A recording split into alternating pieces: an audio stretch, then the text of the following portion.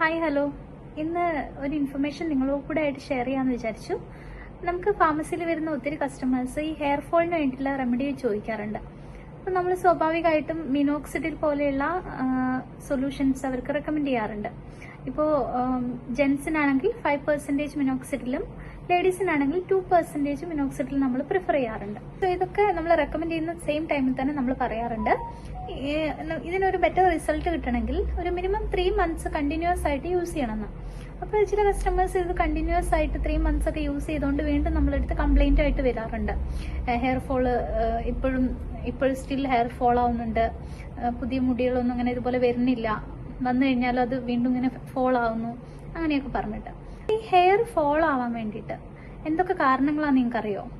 പ്രത്യേകിച്ച് ലേഡീസിൽ hormonal related ആയിട്ടുള്ള പല റീസൺസ് ഈ ഹെയർ ഫോള് ഉണ്ടാക്കുന്നത്. മെയിനായിട്ട് പ്രഗ്നൻസിയിൽ ഈ ഒരു പ്രഗ്നൻസി ആ ഒരു ടൈമിൽ നമുക്ക് ഈ ഹോർമോൺസ് ഒക്കെ തന്നെ ഈസ്ട്രോജൻ പ്രൊജസ്ട്രോൺ ഒക്കെ ഹൈയിൽ നിൽക്കുന്നുണ്ട്, പീക്കിൽ നിൽക്കുന്നതുകൊണ്ട് തന്നെ നമ്മുടെ ഹെയർ നല്ല സ്ട്രോങ് ആയിരിക്കും.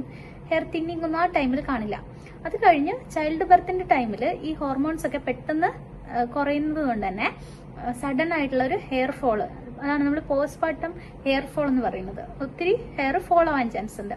അതേപോലെ ഈ മെനോപോസ് ആവുന്ന ടൈമിൽ ഒരു 50 ഒക്കെ കഴിഞ്ഞ് കഴിഞ്ഞാൽ മേ ബി ഈ ഒരു മെനോപോസിനുള്ള ചാൻസ് കൂടുതലാണല്ലോ. ആ ടൈമിലും ഇതേപോലെ ഹോർമോൺ ഡിഫറൻസ് കാരണം നമുക്ക് ഹെയർ ഫോൾ ഉണ്ടാവാം. ഇതല്ലാതെ ഹോർമോണൽ ഡിസോർഡേഴ്സ് ആയിട്ട് നമ്മൾ പറയുന്ന PCOD, പോളിസിസ്റ്റിക് ഓവേറിയൻ സിൻഡ്രോം എന്ന് പറയും. അതേപോലെ തൈറോയിഡ് ഹൈപ്പോ അല്ലെങ്കിൽ ഹൈപ്പർ കണ്ടീഷൻസിലൊക്കെ ഹെയർ ഫോള് കൂടുതലായിട്ട് കാണപ്പെടാറുണ്ട്. ഇതേപോലെ മെയിൽസിലും ഹോർമോണലായിട്ട് ഈ ഹെയർ ഫോള് കാണും. നമ്മൾ അതിനെ ആൻഡ്രോജനിക് അലോപേഷ്യ എന്ന് പറയും. ഈ ആൻഡ്രോജൻസ് വെച്ചാൽ മെയിൽ ആയിട്ടുള്ള ഹോർമോൺസ് കൂടുന്ന സമയത്ത് ഈ മെയിൽ ഹോർമോൺ കൂടുതലായിട്ട് നമ്മുടെ ഹെയർ ഫോളിക്കിൾസിനെ സ്റ്റിമുലേറ്റ് ചെയ്യും. അപ്പൊ ഈ ഓവർ സ്റ്റിമുലേറ്റഡ് ആയി കഴിഞ്ഞാൽ പിന്നെ ആ ഹെയർ ഫോളിക്കിൾ ഷ്രിങ്ക് ചെയ്യാൻ തുടങ്ങും. അങ്ങനെ ഒരു അലോപേഷ്യ, ഒരു ബാൾഡ്നെസ് എന്നൊക്കെ പറയും, മെയിൽ ബാൾഡ്നെസ്. 95% ഈ ഒരു ആൻഡ്രോജനിക് അലോപേഷ്യ ആണ് മെയിൽസിൽ കാണപ്പെടുന്നത്.